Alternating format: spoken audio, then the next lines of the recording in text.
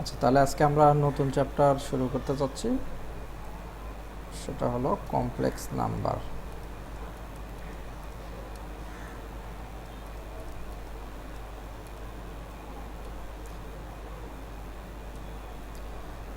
বা জটিল সংখ্যা।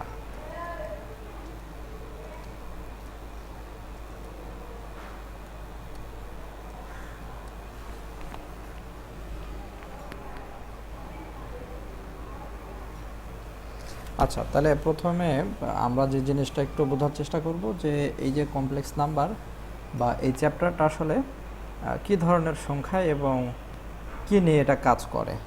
তো প্রথমত এর ফাউন্ডেশনটা কিভাবে ছিল বা এরকমটা করা হলো কেন, এই আলাদা করে জটিল সংখ্যা নামে একটা সংখ্যা এটাকে নামকরণ করা হলো কেন, এর কিছু একটু হিস্ট্রিক্যাল একটু ব্যাখ্যা দেখা দরকার আর কি, তাহলে জিনিসটা ভালো হয়। তো গণিতবিদদের ভিতরে কিছু প্রবলেম শুরুর দিকে তৈরি হয়েছিল এ ধরনের। Suppose x square minus 9 equal to 0, তাহলে আমরা বলতে পারি যে এক্স স্কোয়ার ইকুয়াল টু 9। সেক্ষেত্রে কিন্তু আমরা বলতে পারছি যে এক্সের মান আসলে কত, এইগুলো কিন্তু সহজে বলা যায়। তাহলে এক্সের মান আসবে হচ্ছে প্লাস মাইনাস 3, এটা খুব সহজে আমরা বলতে পারলাম। কিন্তু কিছু ছিল সেগুলো আসলে হ্যান্ডেল করা একটু টাফ। যেমন তার ভিতরে এরকম একটা প্রবলেম ছিল, ধরো x square minus 1 equal to 0। তাহলে সেক্ষেত্রে আমরা লিখতে পারি যে এক্স স্কোয়ার ইকুয়াল টু 1, অতএব আচ্ছা এটা হচ্ছে প্লাস 1, তাহলে এটা হয়ে গেল কি মাইনাস 1, তাহলে x equal to square root minus 1। তো এই ধরনের যে জিনিসগুলো আছে এইগুলো আসলে হ্যান্ডেল করাটা বেশ মুশকিল। তো এখান থেকে মূলত এই জটিল সংখ্যার ধারণাটা তৈরি হলো, এইভাবে জটিল সংখ্যার ধারণা তৈরি আসলো যে যেহেতু এটা হচ্ছে না বা আমাদের যে বাস্তব যে চিন্তাধারা ছিল তার আলোকে এটা ব্যাখ্যা করা যাচ্ছে না। তো এখান থেকেই মূলত জটিল সংখ্যার ধারণার উৎপত্তি হলো।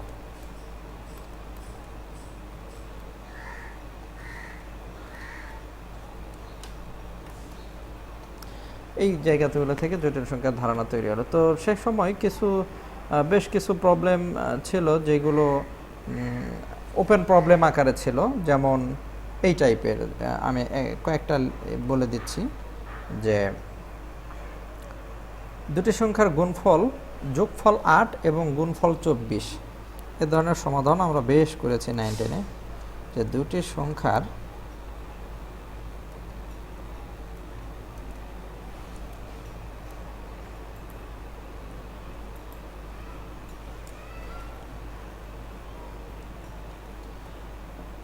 সংখ্যার মনে করো যে যোগফল দেওয়া আছে, দুটি সংখ্যার যোগফল ইকুয়াল টু 8 ও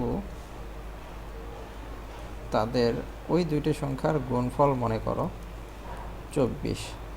তাহলে প্রশ্ন হতে পারে যে ওই সংখ্যা দুইটি কোনটি। ঠিক আছে, তো এখন এটাকে আমরা যদি একটু সমাধান করার চেষ্টা করি তাহলে এইভাবে আমরা ধরতে পারি যে ধরি সংখ্যা দুইটির একটা হচ্ছে এক্স আর একটা হচ্ছে ওয়াই। তাহলে আমরা যে কাজটা করতে পারি যে x plus y equal to 8, এইটা আমাদের দেওয়া আছে, আর আরেকটা দেওয়া আছে কি এই দুইজনের গুণফল এক্স ওয়াই ইকুয়াল টু 24। তাহলে এখান থেকে সমাধান করে এক্সের মানটা কেমন আসবে সেটা বের করা জরুরি। তো এক্ষেত্রে তাহলে আমরা যে কাজটা করতে পারি যে এই লাইনটা থেকে যে যেহেতু x plus y equal to 8, তাহলে অতএব ওয়াই ইকুয়াল টু কত, ওয়াই ইকুয়াল টু হচ্ছে 8 মাইনাস এক্স। আর এখান থেকে আমি ওয়াই সমান কত পাচ্ছি সেই মানটা যদি আমি এখানে পুট করে দেই বা এখানে যদি পুট করি এই গুণফলের এইখানে, তাহলে আমরা পাচ্ছি এখান থেকে যে দেখো এক্স তো এক্স আছেই, আর ওয়াইয়ের মান হচ্ছে 8 মাইনাস এক্স ইকুয়াল টু 24। কারণ আমার উদ্দেশ্য হলো এক্সের মানটা বের করা। তাহলে আলটিমেটলি এটাকে যদি আমি একটু করে ফেলি, সমাধান করার চেষ্টা করি, তাহলে যেটা আসবে x square minus 8x plus 24 equal to 0। আমি একবার এটাকে লিখলাম। এখন আমরা তো জানি যে একটা দ্বিঘাত সমীকরণ কিভাবে সমাধান করতে হয়। তো সেই সমাধান আকার এরকম ax square plus bx plus c equal to যদি 0 হয় তাহলে x ইকুয়াল টু আসে minus b plus minus square root of b square minus 4ac divided by 2a। তাহলে এই ফর্মুলাটা যদি আমি এখানে অ্যাপ্লাই করি তাহলে আমি লিখতে পারছি x ইকুয়াল টু এখানে -8 তার মানে 8 প্লাস মাইনাস রুট ওভার একবার আমি লিখে দিই, এটা তুমি নিজে ক্যালকুলেশন করে নাও, ডিভাইডেড বাই 2। তাহলে দেখো এক্ষেত্রেও কিন্তু আমি এক্স্যাক্টলি যে বাস্তব যে মান সে অনুযায়ী কিন্তু আমরা বলতে পারছি না, কারণ আবারও রুট ওভার -32 চলে এসেছে। তো এই ঋণাত্মক সংখ্যার বর্গমূলটা আমাদের আসলে অজানা। তো এইরকম ধরনের কিছু প্রবলেম আরেকটা হতে পারে এরকম যে দুটি সংখ্যার যোগফল 10 এবং ওই দুইটি সংখ্যার গুণফল 40, আমি একটা দ্বারা বোঝালাম। এরকম বেশ কিছু প্রবলেম ছিল ওই সময়টাতে আর কি গণিতবিদদের ভিতরে, যেগুলো ওপেন প্রবলেম আকারে ছিল। তো এই সমস্যাগুলো সমাধান করা যখন আসলে বেশ ধারণা হচ্ছিল, মানে কষ্টকর হয়ে যাচ্ছিল, তখন এইটা সমাধান করার পথ বের করে হচ্ছে গণিতবিদ কার্ডানো। তাহলে এই যে সমাধান করা যে ঝামেলাপূর্ণ, তখন গণিতবিদ কার্ডানো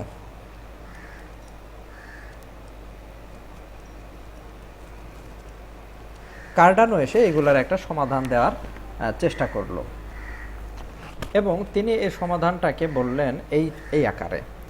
তাহলে এই সমাধানটা দিল কে? কার্ডানো। তাহলে কার্ডানো এসে সমাধান করলেন, এবং কার্ডানোর চিন্তা ভাবনাটা কি ছিল? তো কার্ডানোর চিন্তাটা ছিল এরকম, বা তার সমাধান। তাহলে আমরা এখানে এসে দেখাই যে কার্ডানোর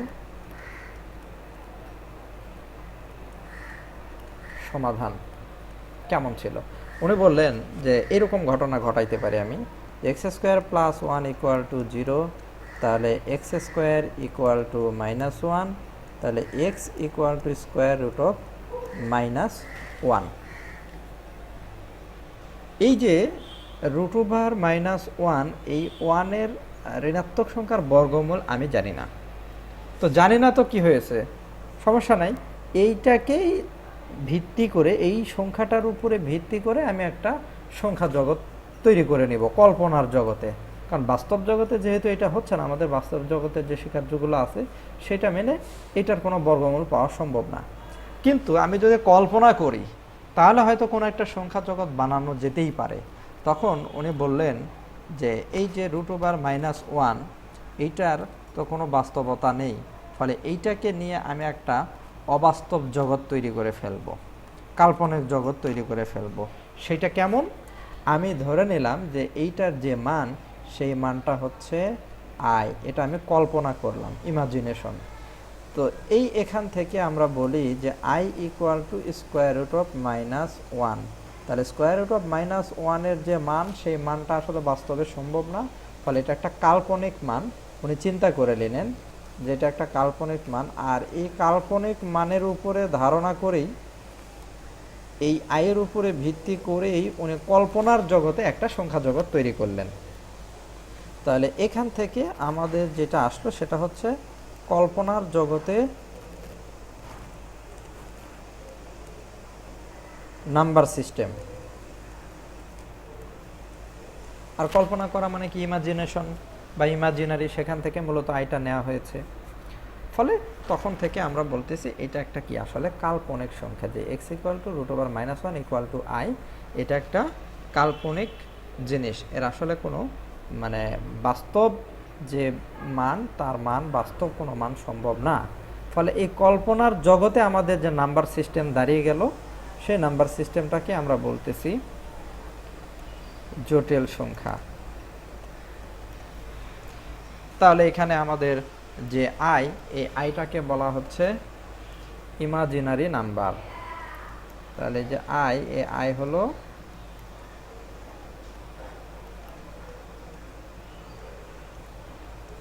ইমাজিনারি নাম্বার বা কাল্পনিক সংখ্যা, কারণ ওইটার তো সমাধান পাচ্ছে না, কিন্তু কিছু একটা সমাধান আমার বের করা দরকার। এই জন্য ওইটাকে চিন্তা করে আমি একটা সংখ্যা সিস্টেম নতুন করে তৈরি করব, যেটার নাম আমরা দিচ্ছি জটিল সংখ্যা বা কমপ্লেক্স নাম্বার। তো কমপ্লেক্স নাম্বার একটা ডিফারেন্ট জিনিস, আর ইমাজিনারি নাম্বার এটা একটা আলাদা জিনিস।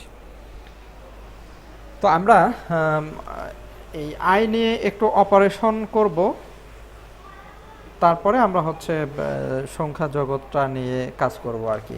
তাহলে প্রথমে আমরা এখন আয়ের যে বিভিন্ন অপারেশন, যেহেতু আয়কে আমরা একটা নাম্বার বলতেছি, তাহলে আয়ের যোগ বিয়োগ গুণ ভাগ এইগুলো থাকবে। তাহলে আমরা এখন যেটা করব সেটা হচ্ছে যে আয়ের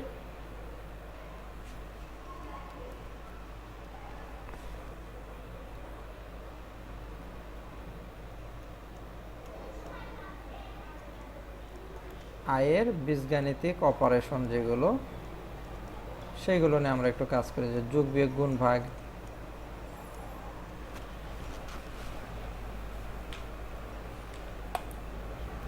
আয়ের বীজগাণিতিক অপারেশন এইভাবে আমি বলি, অর্থাৎ যোগ বিয়োগ গুণ ভাগ এই জিনিসগুলো আমরা একটু দেখার চেষ্টা করব। তাহলে প্রথমে আমরা দেখব আয়ের পাওয়ার।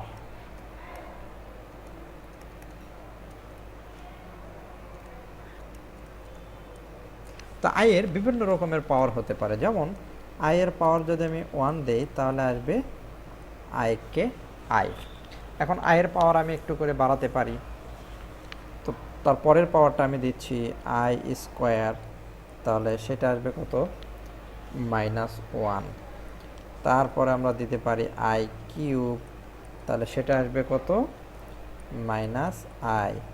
তারপরেরটা আমরা দিতে পারি আয়ের পাওয়ার 4, তাহলে সেক্ষেত্রে আমাদের আসবে আবারও +1। এরকম করে করে আমি যদি পাওয়ারটা আরেকটু বেশি দেই, আই টু দি পাওয়ার 5, তাহলে এখানে আসবে কত, আই। আবার আমি যদি দেই আই টু দি পাওয়ার 6, তাহলে সেক্ষেত্রে আমাদের আবার আসবে -1।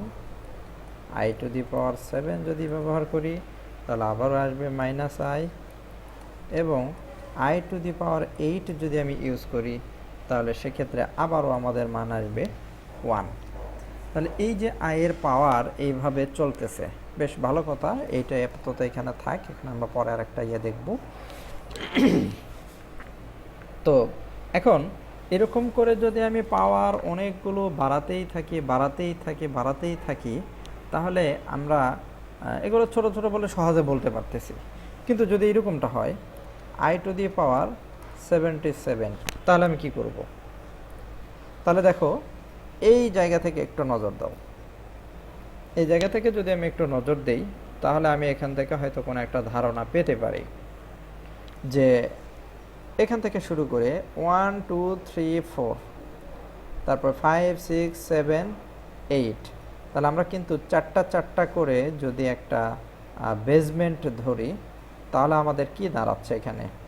তাহলে এখানে দেখো যে প্রতি 4টা অন্তর এখানে যদি আমি এই জিনিসটা যোগ করি, তাহলে -1 +1 কেটে চলে যাবে, +i আর -i এই জিনিসটা কেটে চলে গিয়ে কি হয়ে যাবে? 0 হয়ে যাবে। আমি যোগটা দেখাই দেই। তাহলে আমি যদি এগুলো যোগ করি, তাহলে i to the power 1, i to the power 2, i to the power 3, i to the power 4 = 0। আবার এখানেও দেখো i to the power 5, i to the power 6, i to the power 7, i to the power 8 = 0। তার মানে তুমি 1 number থেকে যদি শুরু করো, তাহলে পর্যায়ক্রমে 4টা 1 2 3 4, এই পর্যায়ক্রমে i এর পাওয়ার তুমি যেখান থেকে শুরু করবে সেখান থেকে যদি তুমি পর্যায়ক্রমে 4টা বাড়াও, 4 পর্যন্ত যদি বাড়াও, তাহলে দেখো ওই 4 জনের যোগফল কি হয়ে যাচ্ছে? 0 হয়ে যাচ্ছে। আবার এখানে এসে আমরা আরেকটা জিনিস দেখতে পাচ্ছি, আমি যদি 5 থেকে শুরু করি, তাহলে 5 একটা, 6 একটা, 7 একটা, 8 একটা, তাহলে 5 থেকে শুরু করে পর্যায়ক্রমে 4 একক পর্যন্ত আমি যদি বাড়াই, তাহলে এই 4 জনের যোগফল আবার 0। তুমি যদি আবার এখান থেকে 6 থেকে শুরু করো, তাহলে 6 একটা, 7 একটা, 8 একটা, 9 একটা, তাহলে দেখবা যে 6 থেকে শুরু করে 9 পর্যন্ত এদের যোগফল আবার 0 হবে। তাহলে আমরা এখান থেকে একটা সিদ্ধান্ত নিতে পারি যে আয়ের পাওয়ার যে কোনো মান থেকে শুরু করে পর্যায়ক্রমে 4 একক পর্যন্ত যদি বাড়ায়, তাহলে এই 4টার যোগফল হয়ে যাচ্ছে 0। ফলে এই যে 4টা আয়ের পাওয়ার বা 4 যেটা, এইটাকে আমি একটা বেজমেন্ট আকারে ধরে নিতে পারি। যদি তাই হয়, তাহলে আমরা যে কাজটা করতে পারবো, এটার আর একটা কারণ দেখো, এই যে i⁴ এখানে এসে কিন্তু আমাদের কি হয়ে যাচ্ছে, মানটা 1 হয়ে যাচ্ছে। আবার এখানে i⁴ তার স্কোয়ার, তার মানে মানটা কিন্তু 1 হয়ে যাচ্ছে। তার আগ পর্যন্ত কিন্তু আমি 1 মানটা পাচ্ছি না। এখানে ভালো করে খেয়াল করো, 1 এখানে i, 2 এখানে -1, 3 এখানে হচ্ছে -i, কিন্তু যেই মাত্র আমি 4 নিলাম, তখন এখানে আমি পাচ্ছি কি, তখন এইখানে যে মানটা পাচ্ছি সে মানটা হলো 1। তাহলে এই জন্য 4টাকে আমি আয়ের ক্ষেত্রে বেজ আকারে চিন্তা করব, যে 4 হলো আয়ের বেজ। তার মানে যেই পাওয়ারটাই থাক না কেন, আমি আগে সেটাকে 4-এ কনভার্ট করে নিব, দেন বাকিগুলো আমি দেখব। তাহলে আমি যদি এইটাকে করি, মানে ভাগ করতে চাই, তাহলে দেখো এখানে আছে 77 আর এখানে হচ্ছে কি 4, তাহলে 4-এর কত গুণিতক করলে 77 আসবে, এটা হচ্ছে আমাদের টার্গেট। তো এটাকে যদি আমি এইভাবে একটু ভাঙার চেষ্টা করি, যে জোরটাকে আমি একটু আলাদা করে ফেললাম, এখানে 76 ইন্টু আর একটা আয় রাখলাম, তাহলে 76 আর 1 77 হবে। এখন দেখো আমি যদি এই কাজটা করি, যে 76কে 4 দ্বারা ভাগ করলে কিন্তু মিলে, সেটা আসবে কত, 19। তাহলে আমরা বলতে পারি যে i⁴ তার পাওয়ার হচ্ছে 19 ইন্টু আই, কিন্তু আমরা জানি i⁴ মানে হচ্ছে আমাদের 1। তাহলে আমি লিখতে পারি 1⁴ ইন্টু আই, তার মানে হচ্ছে 1 ইন্টু আই, মানে আলটিমেটলি আই। তাহলে আমি যদি এখন আরেকটা চিন্তা করি, i⁴ 102, তাহলে আমি কি করব? তাহলে আমাদের টার্গেট যে এইটাকে যাতে 4-এর গুণিতক আকারে দেখানো যায়, এইভাবে কোনো কিছু একটা নিয়ে আসা। যেমন 100 যদি আমি করি, i⁴ 100 করলাম ইন্টু i² করলাম, তাহলে সুবিধা কি, i⁴ 100, তাহলে এটাকে 4-এর পাওয়ার আকারে, গুণিতক আকারে দেখানো যায়। তাহলে 100কে 4 দ্বারা ভাগ করলে আসে 25 ইন্টু i², এখানে থেকে গেল, এটা আমরা পরে লিখছি। তাহলে দেখো i⁴ মানে আবার 1, 1⁻25 মানে 1 ইন্টু i² মানে হচ্ছে -1, তাহলে আলটিমেটলি এটার মান দাঁড়ালো -1। তাহলে এইরকমভাবে যদি পাওয়ারটা বাড়তে বাড়তে অনেক দূর পর্যন্ত যায়, তাহলে কি হবে? যেমন আমি যদি এরকম বলি, আয়ের পাওয়ার, মনে করো যে আমার ফোন নাম্বারটা দিলাম 40072011, এইটা ইকুয়াল টু হোয়াট, এইটার পাওয়ার তখন কত হবে? এবং এ ধরনের মানগুলো অ্যাডমিশনে দেয়, ভালো মানে দেয় আর কি, বেশি আসে। তো এখন আয়ের পাওয়ার যদি আমি এইভাবে দেই, তখন আমি কি করব? তাহলে আমাকে এই যে বারবার এই 4-এর রেসপেক্টে দেখাই, 4 দ্বারা এটাকে ভাগ করব, তাহলে কতটা ভাগ করলে কত দূর পর্যন্ত যায় সেই মানটা রেখে বাকিটাকে আলাদা করব। তো এত বড় একটা সংখ্যাকে 4 দ্বারা ভাগ করে দেখা, এটা কিন্তু আসলে একটু কষ্টকর। 177 এগুলো ছোট ছোট বলে আমি এটাকে খুব সহজে হিসাব করতে পারলাম, যে 77-এর কাছাকাছি এমন একটা সংখ্যা বের করা যেটাকে 4 দ্বারা ভাগ করলে মিলে, 102-এর কাছাকাছি এমন একটা সংখ্যা বের করা যেটাকে 4 দ্বারা ভাগ করলে মিলে। কিন্তু এটা তো হিউজ একটা বিশাল বড় সংখ্যা। এখন এই সংখ্যাকে 4 দ্বারা ভাগ, মানে এই সংখ্যার কাছাকাছি এমন একটা সংখ্যা বাছাই করতে হবে যেটাকে 4 দ্বারা ভাগ করলে মিলে যায়। তো এইরকম একটা জিনিস মানে খুঁজে পাওয়াটা, এটা তোমার জন্য, আমার জন্য, সবার জন্য আসলে টাফ। তাহলে এটার সংক্ষিপ্ত বুদ্ধিটা কি? তো সেক্ষেত্রে আমাদেরকে আসলে 4 দ্বারা বিভাজ্যতার নিয়ম তাহলে কিন্তু জানতে হচ্ছে। তাহলে আমাকে এখন যেটা জানতে হবে, যে 4 দ্বারা বিভাজ্যতার নিয়ম।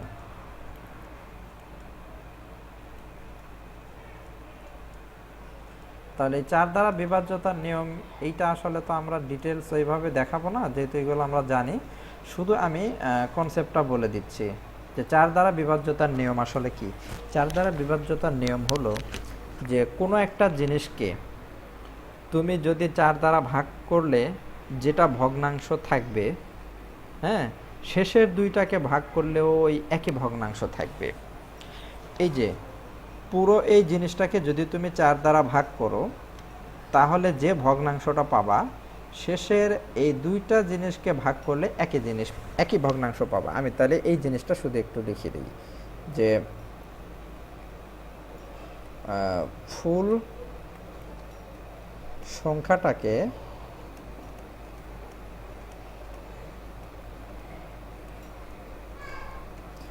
4 দ্বারা ভাগ করলে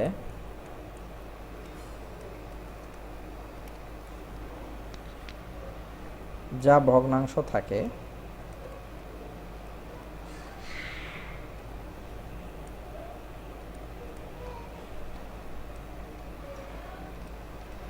শেষের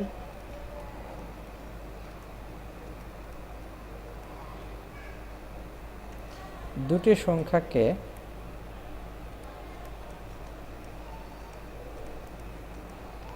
ভাগ করলে একই ভগ্নাংশ থাকে।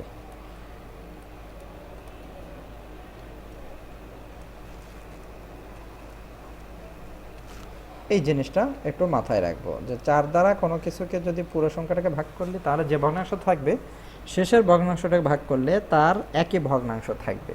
তো আমরা এই ভগ্নাংশটা আবার টেনে আনলাম কেন? তো এখানে তুমি লক্ষ্য করো এই যে 102, এই 102টাকে যদি তুমি 4 দ্বারা ভাগ করো তাহলে দেখো এখানে 4 25, তাহলে এখানে 100, তাহলে পাওয়ার থাকে কত, ভগ্নাংশ কত হয়?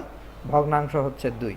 তো সেক্ষেত্রে এই পুরো জিনিসটার মান হবে, দেখো আয়ের পাওয়ার এ ভগ্নাংশ, এই যে এখানে যেমন 2, জাস্ট তুমি এই 2 এখানে দিয়ে দাও, তাহলে সেটাই কিন্তু আমাদের রেজাল্ট হচ্ছে। তাহলে দেখো অতএব আয়ের পাওয়ার ওই ভগ্নাংশ, আই টু দি পাওয়ার ভগ্নাংশ equal to I square equal to -1। তাহলে এই ভগ্নাংশটা আয়ের পাওয়ার হওয়া যে কথা, পুরো এই প্রসিডিওরটাকে ভাগ করে ফেলা একই কথা। আর এই জিনিসটা আমরা আসলে যে এখান থেকেই পেয়েছি যে 25টা পূর্ণ, বাকি অবশিষ্ট 2, এই 2টাকে আমরা এখানে দিয়েছি।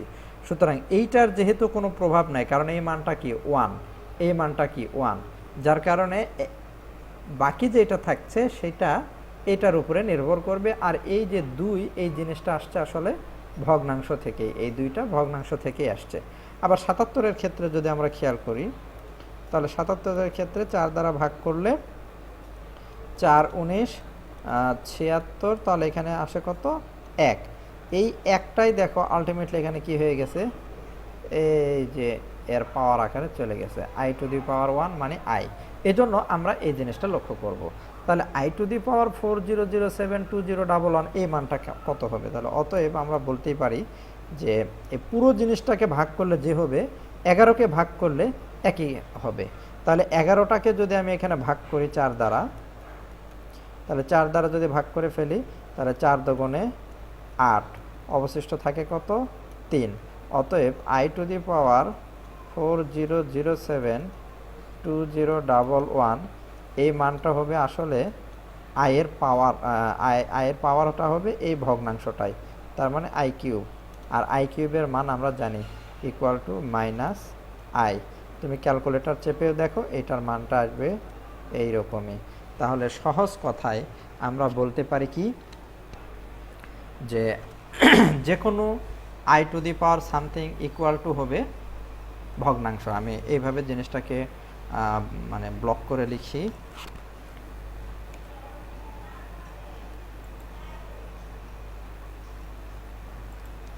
ধরো আমি এটা দ্বারা লিখছি যে আয়ের এখানে যে পাওয়ারটা থাকবে, আয়ের যে কোনো পাওয়ার হবে আই টু দি পাওয়ার তার ভগ্নাংশ,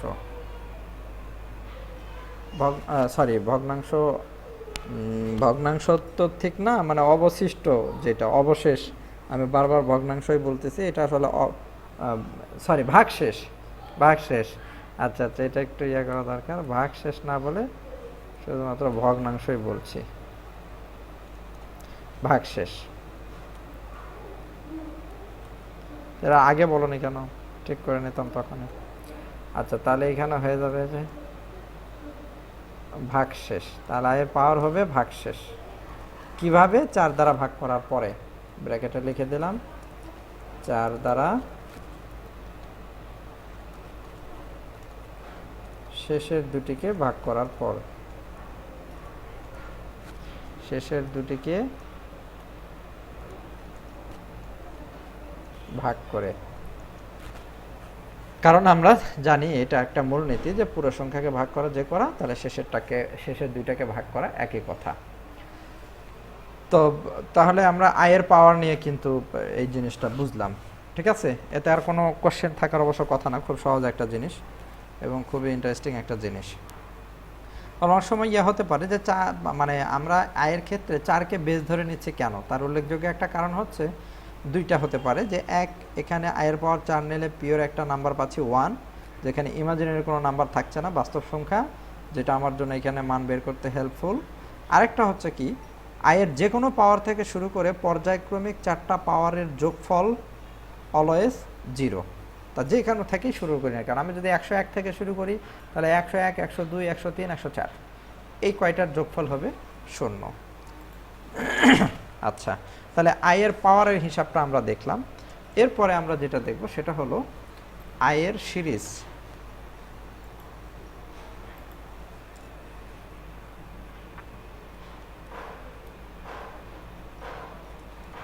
আয়ের সিরিজ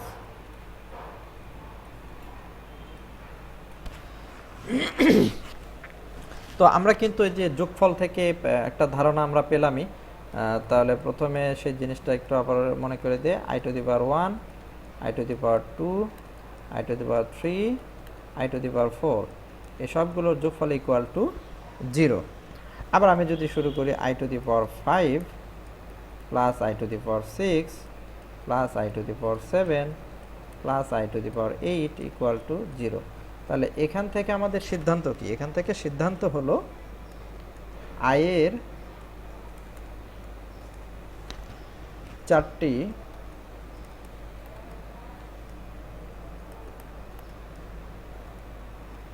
ক্রমিক পাওয়ারের যোগফল ইকুয়াল টু 0।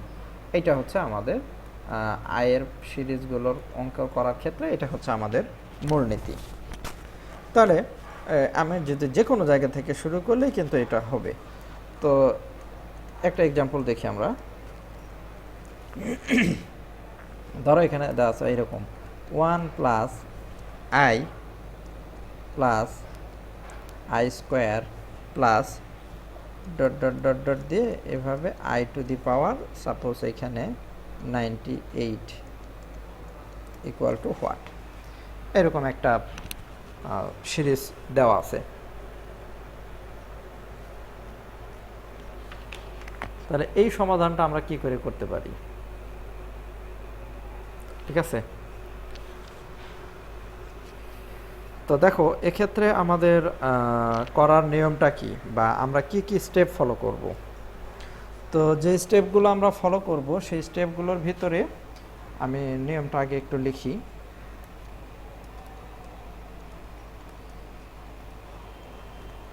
সেটা হলো 1 নাম্বার, প্রথমে কয়টি টার্ম আছে, মানে যে পদগুলো কয়টা সেটা আমরা আগে বাছাই করে নেব। কয়টি টার্ম আছে এই জিনিসটা আগে একটু আইডেন্টিফাই করব। দেন 2 নম্বরে যেটা করব, ওই টার্মগুলোকে 4-এর গুণিতক আকারে প্রকাশ করা যায় কিনা। তাহলে যে টার্মগুলোকে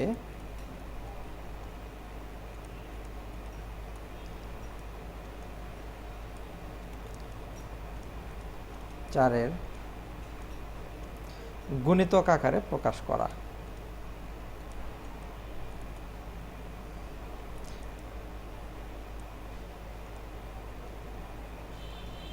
তাহলে প্রথমে দেখব কয়টা টার্ম আছে, তারপরে দেখব যে এই টার্মগুলোকে 4-এর গুণিতক আকারে প্রকাশ করা যাচ্ছে কিনা। তাহলে আমাদের জন্য এটা করাটা সহজ হবে। তো তো এখানে তাহলে হিসাব করে দেখো তো আমাদের যে টার্মগুলো সেটা কত করে আছে। তাহলে এখানে আছে কিন্তু দেখো এটা হচ্ছে i⁻², তাহলে এটা অবশ্যই কি 1। তাহলে আমি যদি 1 থেকে 98 পর্যন্ত চিন্তা করি, এই 1 তো এটা আলাদাই থাক, কারণ আমরা i⁻1 থেকে যেহেতু হিসাব করেছি, সুতরাং আমরা এখানে এইটাই কাজে লাগাবো। তাহলে এটা হচ্ছে i⁻1 2, এরকম করে করে 98টা। তাহলে এই যে 98টা মোট পদ, কারণ পর্যায়ক্রমে বাড়ছে যেহেতু, এটা ছিল i⁻0, এটা ছিল i⁻1, এটা ছিল i⁻2। তো যেহেতু আমরা হিসাব করেছি 1 থেকে, তাই আমরা এখান থেকে 1 থেকে গণনা শুরু করব। তাহলে 1 2 3 এরকম করে করে 98। এখন দেখো এই 98টাকে 4-এর গুণিতক আকারে প্রকাশ করা যায় কিনা। তাহলে যেহেতু এখানে আমার পদ আছে 98, তাহলে আমি একটু হিসাব করে দেখি কতটা আসে এখানে। তাহলে সেই হিসেবে আমরা কাজটা করে বাকিগুলোকে হয়তো রেখে দিতে পারবো। ঠিক আছে, তাহলে দেখো 98কে আমি যদি 4 দ্বারা ভাগ করি তাহলে আসে কত, 4 দুগুণে 8, 8 18, তাহলে 4 4 16, তাহলে অবশিষ্ট থাকছে কয়টা, 2টা। তাহলে যেহেতু অবশিষ্ট 2টা থাকলো, আর এখানে হলো কত 24টা, তাহলে আমি যদি এখানে আরও 2টা যোগ করে দেই, তাহলে 98 99 100 পর্যন্ত যদি আমি নেই, তাহলে কিন্তু আমার হিসাবটা অনেকটাই কি সহজ হয়ে যাবে, তাই না। তাহলে আমি সমাধান হিসেবে কি করতে পারি, 1 নিলাম, i plus i² plus dot dot dot dot i⁻98 এখানে থাকলো। এখন এক্সট্রা করে আমি এখানে কিছু যোগ বিয়োগ করে নিব। অথবা আরেকটা কাজ করতে পারি, সেটা হলো 96 আমি এখানে আলাদা করে নিলাম, মানে 96 পর্যন্ত আমি এখানে রাখলাম। তারপরে i⁻, এটা কত থাকবে, 97, এখানে এসে কত থাকবে, i⁻98। ওকে, আমি এইভাবে করতে পারি, অযথা যোগ বিয়োগ করার চাইতে আমি এইভাবে করতে পারলাম যে 96, তারে 97, 98। এখন খেয়াল করে দেখো, এই যে 1 থেকে শুরু করে 96 পর্যন্ত, এখন 96কে যদি আমি 4 দ্বারা ভাগ করি, তাহলে আমার হচ্ছে কি,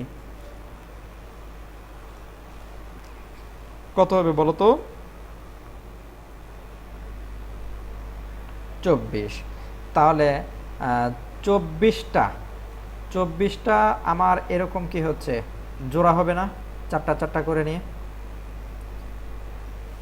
এই যে এরকম 4টা 4টা করে নিয়ে মোট হবে তাহলে কয়টা, 4টা করে নিয়ে মোট এরকম 24টা হবে না 96-এর ভিতরে। তার 24টার মানে কিন্তু এই পর্যন্ত আসলে কি হয়ে যাচ্ছে, তাহলে এখান থেকে শুরু করে এই পর্যন্ত পুরোটাই কিন্তু 0। তাহলে থাকলো কি 1 প্লাস পুরোটাই 0, লেখার দরকার নাই।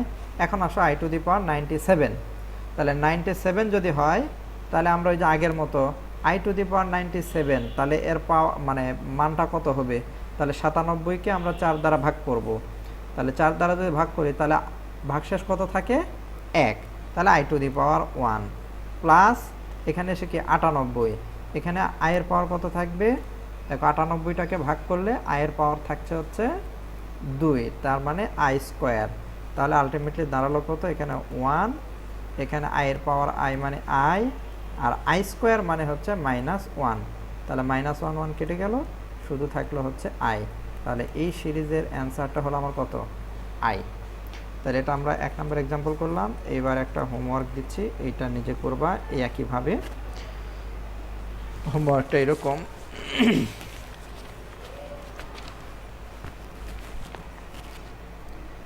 i plus i² plus i³ plus dot dot dot dot i⁻23 equal to what. তো এর অ্যান্সারটা আমি বলে দিই যাতে তোমার করতে সুবিধা হয়। অ্যান্সার আসবে -1। তো আমরা কি করলাম, আমরা কিন্তু এই যে কয়টা টার্ম আছে সেটা বের করে নেব, এবং সেটা অবশ্যই 1 থেকে গণার চেষ্টা করব। আর ওই টার্মগুলোকে 4-এর গুণিতক আকারে প্রকাশ করা যায় কিনা। কারণ যদি 4-এর গুণিতক আকারে প্রকাশ করতে পারি তাহলে সেই পর্যন্ত সবগুলো কি হবে 0 হয়ে যাবে, বাকি যেটা থাকবে সেটার সাথে হয় প্লাস মাইনাস করে নেব অথবা এই যে এরকম করে ভাঙিয়ে নেব যাতে করে আমি এই জিনিসগুলো অ্যাপ্লাই করতে পারি। দেন শেষে গিয়ে যেভাবে পাওয়ার হিসাব করা হতো এইভাবে পাওয়ার হিসাব করে আমি মানটা বসাইলেই কিন্তু এর মানটা পেয়ে যাচ্ছি। তাহলে আয়ের যে সিরিজ সেই সিরিজ সংক্রান্ত আলোচনাগুলো আমরা মোটামুটি শেষ করে ফেললাম। আচ্ছা, এখন আমরা যে কাজটা করব যে এতক্ষণ পর্যন্ত আমরা কাল্পনিক সংখ্যা নিয়ে আলোচনা করলাম, এখন আমরা আসলে জটিল সংখ্যা নিয়ে আলোচনা করব।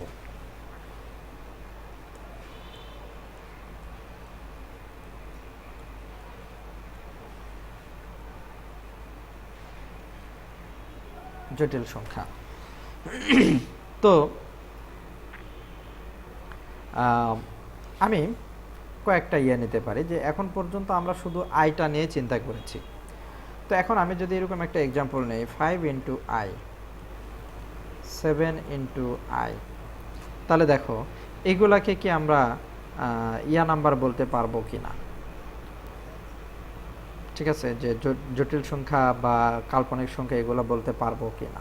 তো তার আগে এখানে দেখো এই যে আয়ের যে কোএফিসিয়েন্ট যেগুলো 5 7, এখানে আয়ের এই সহগগুলো কিন্তু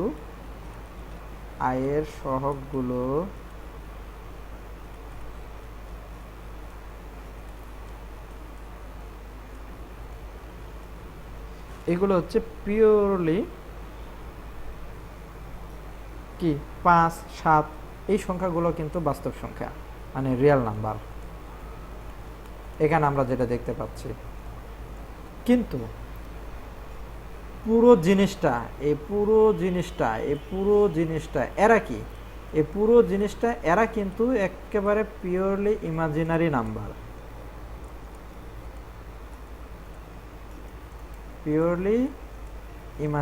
নাম্বার, এতে কোনো সন্দেহ নাই। কারণ আয়ের মান আমরা জানি, আয়ের মান কত, i = স্কোয়ার রুট অফ -1। তাহলে একে 5 7 বা যেই সংখ্যা দ্বারাই গুণ করি না কেন সেটা একটা বিশুদ্ধ কি ইমাজিনারি সংখ্যা। তাহলে সংক্ষেপে একটা ইমাজিনারি নাম্বার চেনার উপায় হচ্ছে এখানে যে কোনো একটা ভ্যালু দিয়ে যদি আমি আই দিই তাহলে এটা হবে একটা একেবারে 100% বিশুদ্ধ কাল্পনিক সংখ্যা, এর ভিতরে কোনো ভেজাল নাই। এই ব্র্যাকেটের ভিতরে আমাদের যে কোনো একটা মান থাকতে পারে, তাকে আই দ্বারা গুণ করা। এখন আমরা আরেকটা উদাহরণ দেখতে পারি। তাহলে এটা গেল আমাদের একটা উদাহরণ। আরেকটা টাইপের উদাহরণ হচ্ছে আমাদের এরকম যে আমি এইভাবে বলতে পারি যে 3 + 5i, এটা একটা হতে পারে। আর একটা ধরো আমি ধরলাম 2 + 7i, এরকম একটা। তো বইয়ে দেখবা যে এইভাবে যে সংখ্যাগুলো দেওয়া আছে এইগুলোকে বলা হচ্ছে কমপ্লেক্স নাম্বার বা জটিল সংখ্যা। আমরাও সেটাকেই এইভাবেই বললাম আর কি, যেটা একটা কমপ্লেক্স নাম্বার। তো তাহলে আমরা এই সংখ্যাটাকে যদি অ্যানালাইসিস করি তাহলে এর ভিতরে আছে কি, এর ভিতরে আছে দেখো এই যে এখানে কিছু একটা থাকছে প্লাস, তার সাথে আরও কিছু একটা থাকছে ইনটু আই, তাই না? এই কমপ্লেক্স নাম্বারের স্ট্রাকচারটা যদি দেখি তাহলে এরকম। তো এই যে এখানেও যেটা থাকছে এখানেও যেটা থাকছে এরা দুইজনেই কিন্তু বাস্তব, এরা দুইজনেই বাস্তব সংখ্যা। দেখো এই বক্সের ভিতরে যেটা আছে সেটাও একটা বাস্তব সংখ্যা, আবার আয়ের সহগ যেটা সেটাও একটা বাস্তব সংখ্যা। তাহলে একটা বাস্তব সংখ্যা যোগ একটা কাল্পনিক সংখ্যা, পুরো এইটা কিন্তু একটা কাল্পনিক সংখ্যা, নিজে এটা একটা বাস্তব সংখ্যা, এই বক্সটা নিজে একটা বাস্তব সংখ্যা। তাহলে এই রকমের যে প্যাটার্ন, এই প্যাটার্নগুলোকে আমরা বলতেছি যে এরকম টাইপের যে সংখ্যাগুলো সেগুলোকে হচ্ছে কমপ্লেক্স নাম্বার বা জটিল সংখ্যা বলা হচ্ছে। বইয়ে বলা থাকে এরকম যে a+ib, এই আকারের যে সংখ্যা সেগুলোকে আমরা বাস্তব সংখ্যা বলে থাকি।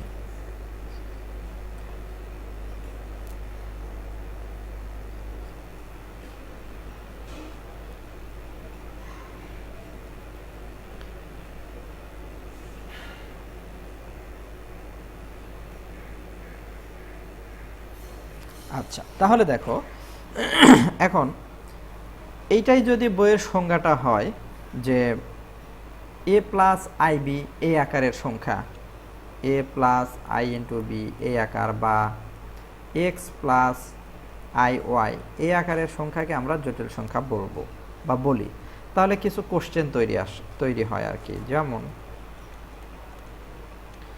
যে এরকমটা যদি আমি বলি, তাহলে 7 আসলে কি ধরনের সংখ্যা, 7 আসলে কি ধরনের সংখ্যা যদি বলা হয়, তাহলে তুমি নিজেই বলবো যে এটা একটা গাধার মতো প্রশ্ন করলেন আপনি, 7 আবার কি ধরনের সংখ্যা, 7 হচ্ছে একটা বাস্তব সংখ্যা। কিন্তু এই প্যাটার্নে যদি আমি ফেলি, তাহলে দেখো এটাকে আমরা এইভাবে লিখতে পারি যে 7 প্লাস 0 ইন্টু আই, তাও কিন্তু 7 হয়। তাহলে এটা কিন্তু এ প্লাস বি ইন্টু আই আকারের একটা সংখ্যা হয়ে গেল। তাহলে এই 7কে কিন্তু আমরা এই বইয়ের এই ডেফিনেশন অনুযায়ী কিন্তু আবার এটাকে কি বলতে পারি, জটিল সংখ্যা বলতে পারি। তাহলে কিন্তু দুই ধরনের সমস্যা এখানে তৈরি হয়ে গেল, যে বাস্তবে আমরা জানি হচ্ছে 7 একটা বাস্তব সংখ্যা, কিন্তু এই ডেফিনেশন অনুযায়ী যদি আমি এ প্লাস আইবি আকারে লিখতে চাই, তাহলে এটাকে এইভাবে লিখাই যায়, এটা কোনো দোষ না। তাহলে সে হিসেবে এই স্ট্রাকচারটা, এই প্যাটার্নটা যদি লক্ষ্য করি, তাহলে এটা হচ্ছে একটা কমপ্লেক্স নাম্বার। তো তখন বুঝে নিতে হবে যে আসলে এই ডেফিনেশনটাতে আমাদের একটু ঝামেলা আছে। সুতরাং ডেফিনেশনটা আমরা এইভাবে না দিয়ে এই ডেফিনেশনটাকে একটু কারেকশান করে লিখব। সেটা হলো এরকম যে এ প্লাস আইবি এটা জটিল সংখ্যা হবে, তার ভিতর কয়েকটা শর্ত থাকতে হবে। এটা জটিল সংখ্যা কখন, যখন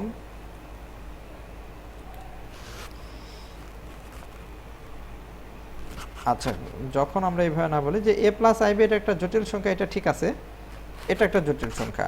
কিন্তু যদি এরকম হয় যে এই এ এর মান যদি 0 হয়ে যায়, এ ইকুয়াল টু যদি 0 হয়, তাহলে এ ইকুয়াল টু 0 হলে বাকি যেটা থাকবে সেটা হলো কি, এ ইকুয়াল টু 0 হলে আমরা পাচ্ছি আইবি। তাহলে এই যে পুরো আইবি এটা একটা ইমাজিনারি নাম্বার। পুরো আইবিটাকে তখন আমরা একটা বলবো কাল্পনিক সংখ্যা। আর বি যদি 0 হয়, বি 0 হলে তাহলে সেক্ষেত্রে আমরা পাচ্ছি কি এ, এবং সেই এটাকে আমরা বলবো আসলে একটা রিয়াল নাম্বার। সুতরাং এরকম শর্ত সাপেক্ষে আমাদেরকে সংখ্যাগুলো বলতে হবে। তাহলে আমরা এইভাবে বলতে পারি যে একটা নাম্বার সেটা জটিল নাকি বাস্তব হবে, এইটার আসলে কোনো ভ্যালিডিটি নাই, কারণ এটার ক্ষেত্রে আমাকে দেখতে হবে যে ওইটাকে আমি কিভাবে প্রকাশ করতে পারি। যদি ওই সংখ্যাটার এ পার্টটা শুধু বাস্তব পার্ট আর এটা হচ্ছে কাল্পনিক পার্ট, তো এই বাস্তব পার্ট ইকুয়াল টু যদি 0 হয়, তাহলে সেই সংখ্যাটা হবে একটা কাল্পনিক সংখ্যা। আর কাল্পনিক পার্টটা যদি 0 হয়ে যায়, তাহলে সেটা হবে একটা বাস্তব সংখ্যা। কিন্তু এ প্লাস বি আইবি, এ প্লাস আইবি সরাসরি একটা জটিল সংখ্যা এইভাবে আমরা বলবো না। এইভাবে বললে তাহলে 7 কী ধরনের সংখ্যা, ঝামেলায় পড়ে যাচ্ছি। বাস্তব আবার এইটা, কিন্তু যদি আমি এখন এই দুইটা কন্ডিশন জুড়ে দিই, যা এটা জটিল সংখ্যা হবে, কিন্তু এখানে শর্ত আছে যে এ যদি 0 হয়ে যায় তাহলে সেটা কাল্পনিক, আর বি যদি 0 হয়ে যায় তাহলে সেটা হচ্ছে বাস্তব সংখ্যা। যেমন ধরো এখানে বি এর মানটা 0, তাহলে যেহেতু এটা বি 0 হয়ে গেছে, সুতরাং এটা এখন আমার বাস্তব সংখ্যা। কিন্তু এখন যদি মোটা দাগে চিন্তা করি, তাহলে দেখো পৃথিবীর সমস্ত সংখ্যাই কিন্তু একটা জটিল সংখ্যা, কারণ সব কিছুকে আমরা এইভাবে প্রকাশ করতে পারি। তার মানে 7 এটা নিজেও একটা জটিল সংখ্যা, 1 এটা নিজেও একটা জটিল সংখ্যা, 2 এটা নিজেও একটা জটিল সংখ্যা, এভরিথিং সব কিছু আসলে জটিল সংখ্যা। সেই জটিল সংখ্যার উপরে যদি আমি কন্ডিশন দেই একবার ইকুয়াল টু 0, তাহলে আমরা কাল্পনিক জগতের সংখ্যাগুলো পাচ্ছি। আর যদি বি ইকুয়াল টু 0 হয়ে যায়, তাহলে সেগুলো হচ্ছে আমাদের রিয়াল নাম্বারের অংশ বা বাস্তব যেই জগৎগুলো আছে সেইটা। তাহলে এই সংখ্যা পদ্ধতি যেটা, এটাকে আমরা এইভাবে বলতে পারি। এটা তুমি কেতাবউদ্দিন স্যারের বইয়ে পাবা, যে জটিল সংখ্যার প্রকারভেদটা আসলে কেমন, বা জটিল সংখ্যার যে ট্রি, সেই ট্রি লেভেলটা হচ্ছে এরকম। তাহলে জটিল সংখ্যা থেকে আমরা একটা কি পাচ্ছি, যে বি 0 হয়ে গেলে সেগুলো আমরা বাস্তব পাচ্ছি, আর এ যদি 0 হয়ে যায় তাহলে সেইগুলো আমরা পাচ্ছি কি, ওই কাল্পনিকটাকে আমরা আবার অবাস্তব হিসেবেও বলছি আর কি, অবাস্তব। এখন বাস্তবের ভিতরে মূলত অমূলত ওই প্রকারভেদটা আমরা আগের পার্টে দেখে আসছি, ওইটা আর দেখাচ্ছি না। কিন্তু অবাস্তবের ভিতরে আবার কি কি আছে? অবাস্তবের ভিতরে আবার আছে, দেখো, যে হয় তারা পিওরলি ইমাজিনারি হবে,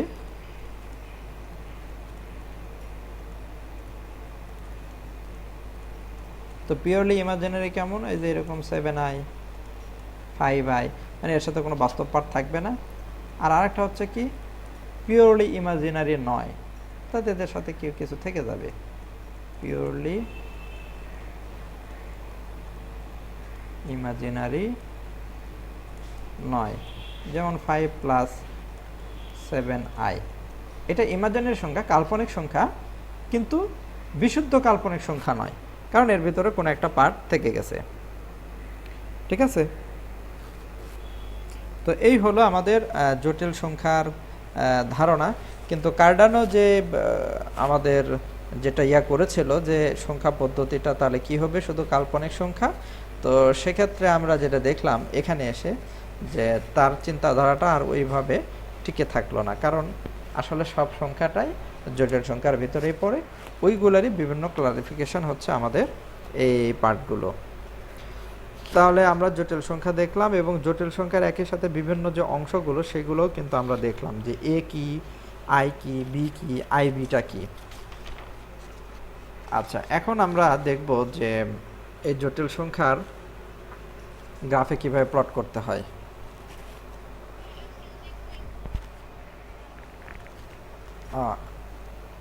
আচ্ছা আচ্ছা, ঠিক আছে, ঠিক আছে, তাহলে তো ঠিক আছে, সমস্যা নেই। তাহলে পরে এটা করে নিও। আর এই হোমওয়ার্কটা আমি ইয়াতেও দিয়ে দিব, ওয়েবসাইটেও আপলোড করে দিব, ওখানে দেখবার নিচে একটা ফর্ম থাকবে, ছবি তুমি সমাধান করে